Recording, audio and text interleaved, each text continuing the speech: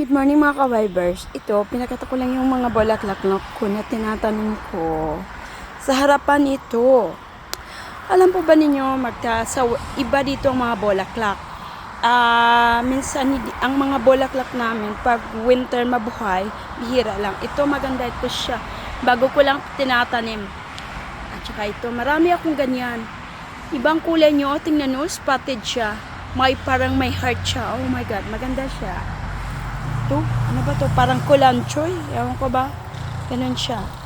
So, alam po ba nyo mga kabibers na pag magiging content creator ka, hindi lahat ng mga video mo ay eligible. Kasi bawat video natin, may analytic, may algo yan na nag-check up. So, kung monetize ka na, yung mga yung mga video mo na eligible, may ads yang inilagay.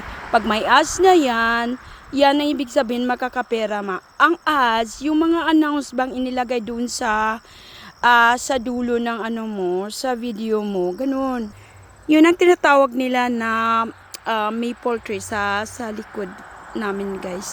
Ang maple trees, yung ibig sabihin yung yan ang dahon niya na pag 2 months from now, even 1 month, started from end of September, magiging red ang dahon niya. Yan ang emblem namin sa Canadian flag. At ito sa likod, ayun ang swimming pool ko maliit. Na-abandon ko, wala ng time Yan, ang cherry ko, bago ko yung nabili, ang dati na mamatay. So, ewan ko ba kung ano nangyari. Baka hindi ko tinatanim na maganda. Kaya namamatay. So, bumili ako mga 1 week, 4 days ata lang itong tinatanim ko. Ayan, balik na tayo sa likuran. Ito, yung magandang bulaklak ginagawa ko. Diba? Diba? Maganda pag marunong ka lang mag-create. Ayan. Diba? Tsaka pag mag-video ka, huwag mo i-shake-shake ang kamay mo.